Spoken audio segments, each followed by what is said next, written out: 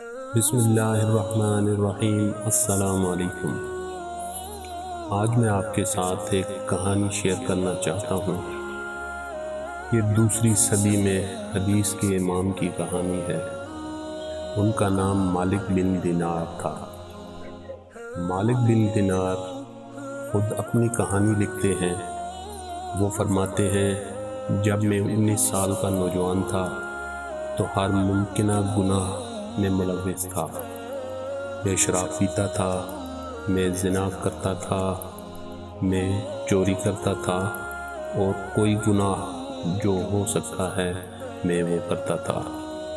ایک دن میں گلی میں جا رہا تھا تو میں نے ایک بہت خوبصورت لڑکی دیکھی جس کی عمر 5 سال ہوگی۔ جب میں نے اسے دیکھا تو میرے دل کو کچھ ہوا، جیسے کسی نے مجھے کہا ہو کہ اب خود کو بدلنے کا وقت ہے۔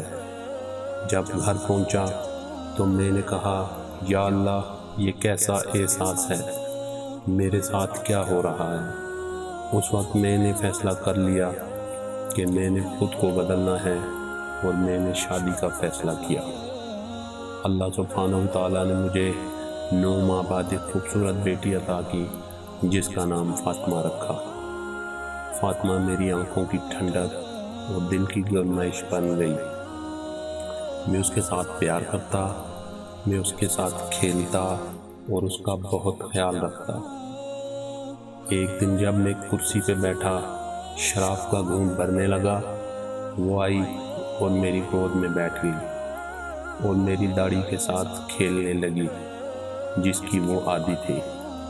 جیسے ہی میں گھونٹ بھرنے لگا، اس نے میرے ہاتھ کو جھٹکا دیا اور شراب کا گلاس دور جا گرا۔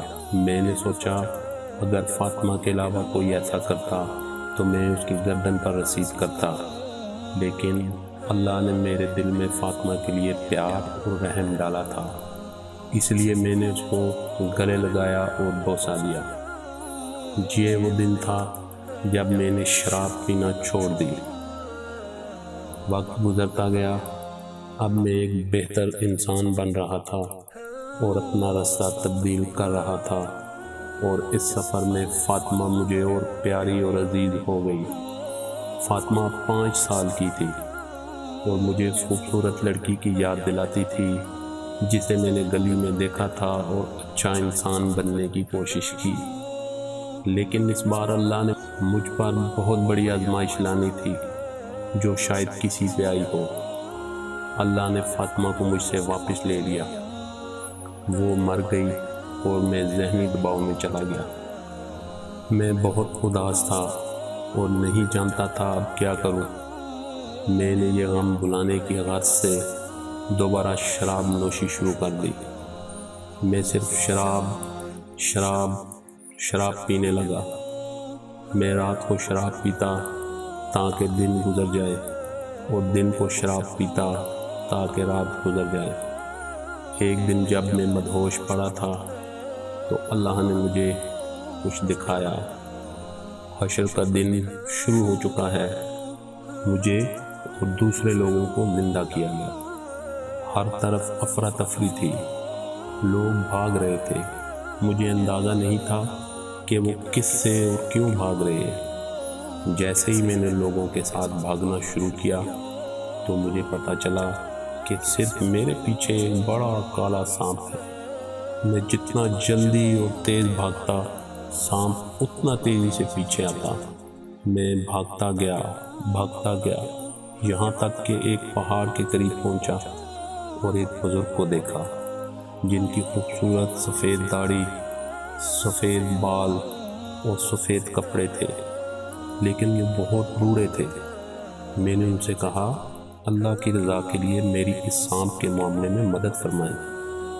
وہ بوڑھے شخص بولے، میں بہت کمزور اور ناتواں ہوں، شاید تم پہاڑ کی چوٹی پر جاؤ تو کوئی مددگار پا سکو۔ تو میں پہاڑ کی چوٹی پر گیا۔ میں بھاگتا گیا اور وہ سانپ بالکل میرے پیچھے تھا۔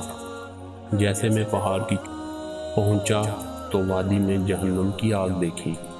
لوگ جل رہے تھے، انہیں سزا مل رہی تھی اور وہ کراہ رہے تھے۔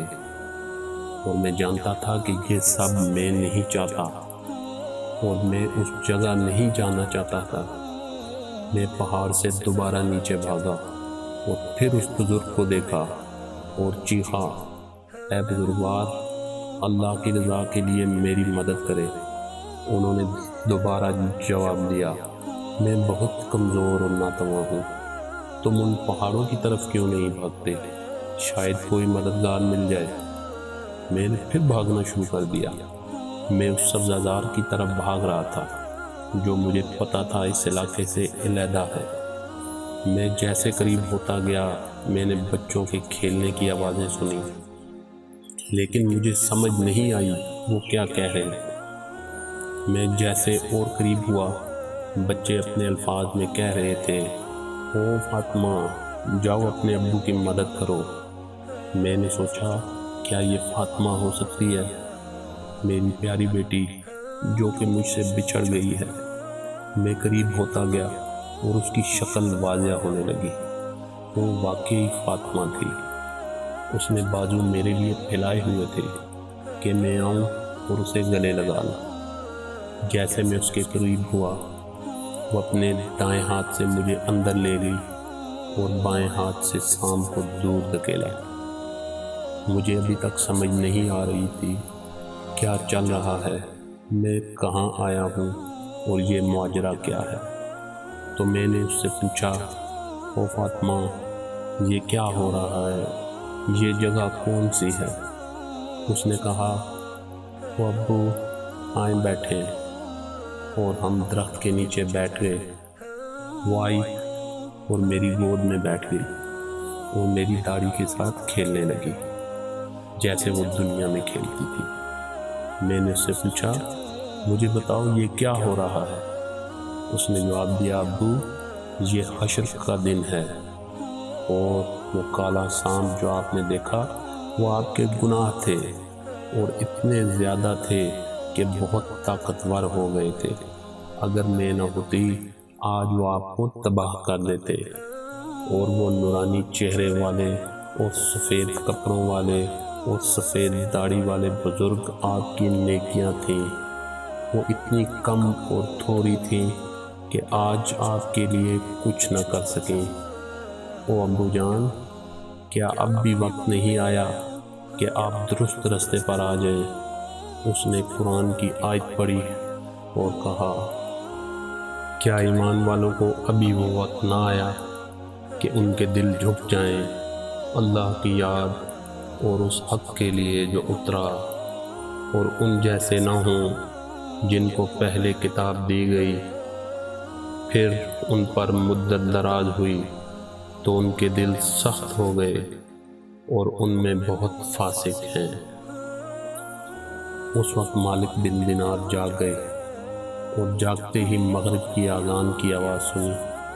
انہوں نے وضو کیا اور جلدی سے مسجد پہنچے۔ جیسے ہی نماز شروع ہوئی، انہوں نے امام کو دوبارہ تلاوت کرتے سنا، کیا ایمان والوں کو ابھی وہ وقت نہ آیا کہ ان کے دل جھک جائیں اللہ کی یاد اور اس حق کے لیے جو اترا، اور ان جیسے نہ ہوں جن کو پہلے کتاب دی گئی، پھر ان پر مدت دراز ہوئی تو ان کے دل سخت ہو گئے اور ان میں بہت فاسق ہیں۔ مالک ابن دینار نے نماز پڑھی اور وہ جانتے تھے کہ ایک نئی زندگی ان کی منتظر ہے۔ ذرا سوچئے، ایسے بہت سے لوگوں کی کہانیاں ہیں جو اپنے وقت کے امام بنے۔ انہیں یہ مقام کیسے ملا؟ ان سب کی زندگی میں ایسے موڑ آئے جہاں وہ برے یا اچھے انسان بن سکتے تھے۔ ایک فیصلہ کہ آپ جنت میں جانا چاہتے ہیں یا جہنم کی آگ۔